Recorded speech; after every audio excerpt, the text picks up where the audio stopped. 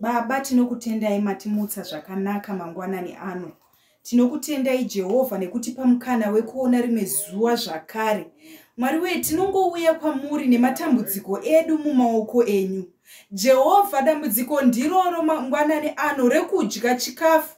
Ndinoisa ngava vana vakazara pamusha pano Mwari. Vana vakazara vanoda kudya Jehovha, imi ndimi mupi wechikafu. Izvozvi Jehovha, pane imwe mimba iripo Mwari. Mimba ine baba vasiri kutomboda kana kutaurwa zita rako. Tinokutendai Jehovha, tichengetei, mutipe chikafu chekudya nekuti vana ava vakazara pana vana vakazara nemimba yaitwa Jehovha inoda chikafu Mwari. Tinokutendai mangwanani ano.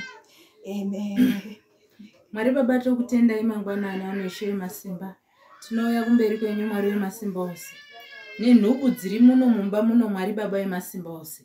Dzinodanana naPeter naJohn naSamuel maboyfriend 7 pamunhu 1. Hapana chinobuda. Vanopupura kutaura kuti vana vawanda paumba, vanozvizvarira vanavo. Tazwanga arubvisa nhumbu pano pamusha Mwari Baba wemasimba ose. Iwai nawo muwatonge chaizvo kudenga. Nhumbu 7 dzatinoziya ko dzatisingaziyi dzakabviswa. Mwari Baba iwai nawo. Amen. Mwari makanaka matidzosera zvakare pamuri. Zviri nane Jehovha nekuti imi makatipa upenyu hwekuti tigokwanisa kuzvichengeta isu.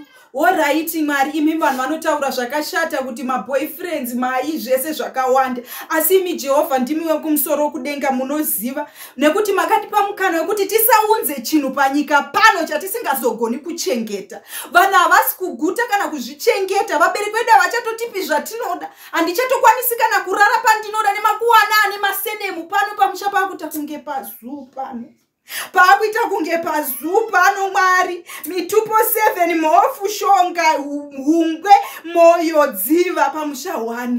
Ndinokutendai Mwari nekuti munondipa mukana wekuva munhu wakanaka nekundiita mutsvene pamberi penyu Jehovha. Amen and amen. Muna matoko rudoidzo taura inini kuti vana vangu vakawanda panapa. Vana 5. Iwe nhumbu wakabvisa dai kuri uzvaro sana ana 12 ere panapa. Naisisi ndambuti saka muna matoko kuti vana vakazvara munotuma vana vangu wani panapa nekuwanda kwakaita munavatumire. Kumba vanotsvaira zvese vanodi munavatumire. Ina handisumboziva kuti mambonyu. Saka nyaya yako iri papi uri kutaura muna matorudziwo. Kuti vana 12 vana mhofu vana ndio vana mhofu vana asi kurubara hama dzangu ko iwe. Hauna kana mwana 1 nhumbu wabvisazve. Inini zvimwe dzacho mune muchingoitawo henyu hasha. Muri munhu akazvitakura. Ende nhumbu yamusomboziva ndeyani. Zvine basa rei? Asi inini hangu ndiri munhu ari nani wekuti handikwanisi kubva ndapa proof yekuti ndo zvandiri kuita. Zvouri kuita zvobvisa nhumbu tichingonzwa muchibvisa nhumbu muchibva. Zvenhumbu kubvisa handina hangu nekuti hapana pari kuonekwa kuti pakambobviswa. Muchingobvisa zvakanaka. Hapana kana mwana wangu achatuma pano. Yese basa ranitamuka. Ende pana hapana chamuchadya chemari yandiri kupuwa nemaboyfriends angu 1000. Handina basa nemari dzekuhure. Saka ino muchadyei nevana venyu? Basa nemari dzekuhura. Mobva masumuka vamaita basa renyu rese vana vangu vashandi basa iroro. Nevana venyu 600 muchadyei boyfriend yangu ikasamuka mari pano.